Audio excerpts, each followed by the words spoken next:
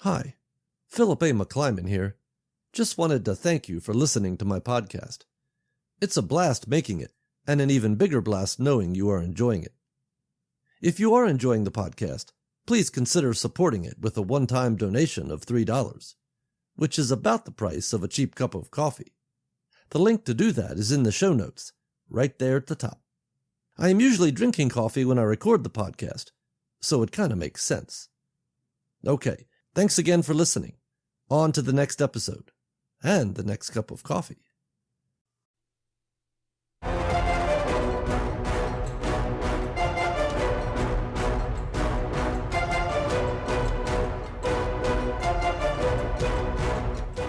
Human. Extinction level. Loss.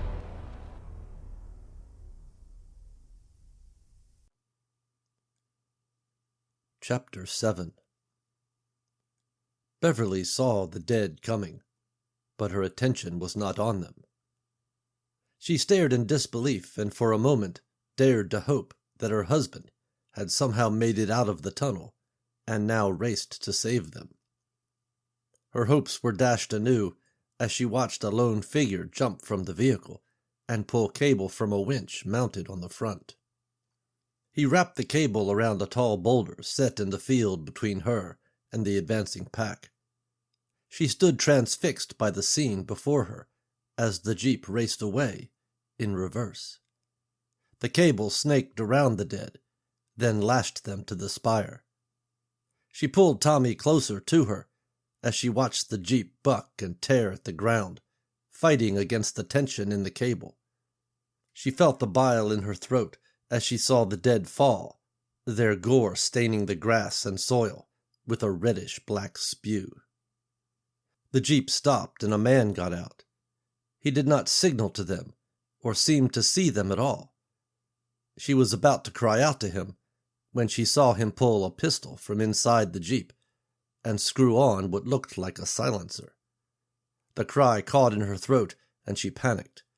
Looking to her left, along the ledge of the cliff, Beverly saw a line of trees running back up towards the road. She grabbed her son's hand and ran towards them. Jacob knew he did not have much time. He knew he should retrieve his cable and get away from there as fast as he could. This group of runners was part of the larger horde that was bursting from the tunnel by the hundreds a few short miles from where he now stood. He also knew, because these were part of the horde he tracked, he could not leave until he was sure. He pulled the Mark I from his jeep and screwed on the suppressor, then looked around. The Severed lay on the ground before him. Looking into the distance ahead of him, his mind reeled. There was no woman, no child. A cold sweat broke out on his forehead. He scanned the field to the horizon, left and right. Turning quickly, he looked back the way he had come. Nothing. Had he imagined it? Of more concern to him than his tenuous hold on reality was the fact that he had acted. Thinking he saw a woman and child being pursued by the advance of a massive horde, he had reacted and sought to lend aid. If there was no woman and child, then he just foolishly ran out into the path of the dead. The dead. Jacob snapped his head around, and as if for the first time, noticed the severed remains of the horde's early arrivals. Leaving the door open, he went to the spire. He studied the ground and the remains of the dead. Though cut to pieces, they still moved. As Jacob came upon them, their top halves clawed and pulled along the ground with their arms. Within moments, they had spread out over the terrain, like baby spiders slowly fleeing from their egg sac. They struggled to get to him. They reached out for him in an effort to latch on, to hold, and to eat. Jacob stepped carefully, looking into each wasted face. The woman and her child that he thought he saw were not among them, giving his mind further confirmation that his grasp on the real was slipping. His pistol hung by his side as he moved from face to face. He was about to give up hope of striking a name from his ledgers when he came upon the last of the dead. In appearance it seemed to be small, diminished in size all the more by the loss of half its body. Jacob stooped down and stared into the vacant, milky eyes and slack jaw of Charlie Wagner, age 10, redhead, freckles. Charlie had lived with his mother and 3 sisters in a run-down trailer park on the edge of town. The park's inhabitants were all down-and-outers who worked what jobs they could to pay their way through their meager existence. Patty Wagner worked at the truck stop on the night shift. She smoked, drank, and slept her way through the other hours of the day, leaving little Charlie and his sisters to fend for themselves. His sisters were old enough to behave and stay out of trouble. Charlie wasn't. Largely unsupervised, Charlie was known as the hellion of the trailer park. It was not that he damaged property or stole from his neighbors, but with nothing better to do, he would insert himself uninvited into their affairs. It became a game of sorts for the other residents. Whenever they would leave or come home to their trailers, Charlie would always seem to be around. If he saw you, he talked to you, and getting out of any conversation became a gargantuan and unenviable chore. Still, the Denzians of the trailer park knew his situation, and didn't always try as hard as they could to avoid the boy. Spare candy and food seemed to find their way to him, as well as the occasional bag of old clothes, cleaned and washed, and just his size. When there was nobody to harangue at the trailer park, Charlie would pedal his bike into town and make his rounds. As Jacob stared into the darkened and misshapen face of the child, he remembered how folks would tell him that something should be done about the boy's situation. Jacob had taken to checking on him from time to time. They had gotten to know each other, a little, and he imagined the two were becoming friends of sorts. "Help me, Sheriff Miller." The plea that Jacob knew had not been uttered, a plea he knew he had to answer, pierced his heart. He stood and, with eyes blurry from unasked-for tears, raised a gun. He fired twice, and Charlie Wagner was released. Jacob returned to his vehicle and secured the cable back onto the winch. Before getting in, he grabbed his census ledger from the passenger seat and opened it to W. He found the name he was looking for and drew a line through it. Jacob turned back onto the road and sat facing west. He looked into his rear-view mirror and knew they were coming. He cut his eyes forward and looked down the stretch of road. Would he have time to get back to his vantage point and set up for another shot before the horde arrived? He had almost convinced himself that he would, when a new sound rose above the throaty idle of the Jeep. He looked back in his rear-view mirror and saw them coming like a slow-moving tsunami. Time had run out. He hit the gas and the Jeep took off, disappearing around a bend in the road. His disappointment at not being able to survey the entire horde in their passing was tempered by his liberation of Charlie Wagner. The horde would keep moving, and so would he.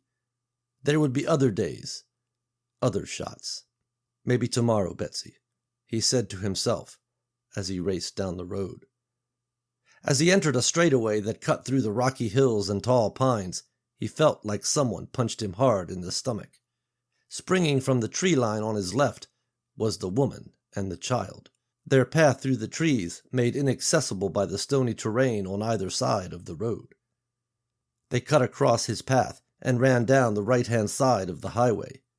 Jacob watched them as he drew closer. At 50 miles per hour, he locked eyes with the woman for a brief second as he passed. He thought she looked terrified, desperate, but not weak.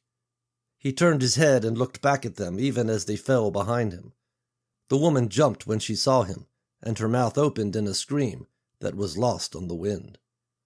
Looking forward, Jacob watched her turn and drag the boy back down the road, back towards the oncoming dead. He slowed the Jeep, finally coming to a stop. Jacob closed his eyes and took deep breaths. Real or not real? He opened his eyes and spun the wheel, racing back the way he had come. As he came upon the woman and child, he could see her look back.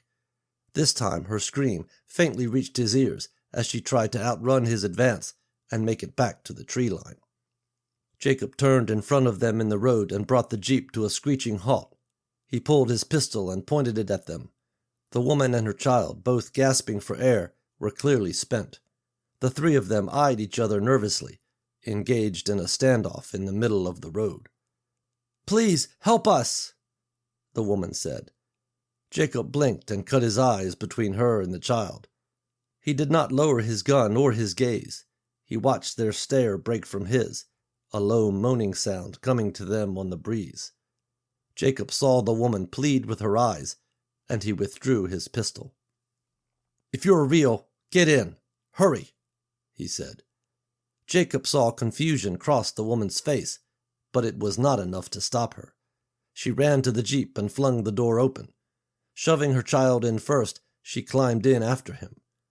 Beverly closed the door just as Jacob peeled away, heading west down the highway in a cloud of smoke. Chapter 8. In the back seat, Beverly sat holding Tommy close to her. She split her gaze between the rugged terrain outside her window and the stranger behind the wheel. Metal bars separated the front seat from the back, and there were no handles on the doors. The only people that usually rode in the back of police cars were prisoners, but Beverly tried not to think of their situation in those terms. Their rescuer had not spoken or acknowledged them in any way since telling them to get in, which struck her as strange. She replayed the event in her mind, his words echoing in her head and not adding to her comfort level. "If you are real, get in. Hurry." If you're real? What kind of a person says a thing like that? A crazy psycho who has lost all touch with reality out in the Deadlands, that's who, her mind told her. She pushed those thoughts aside. If she was going to be locked in the back of a vehicle, heading who knew where, she preferred to think of it as still her choice for as long as she could. They were away from the dead and heading west, which is where she wanted to go.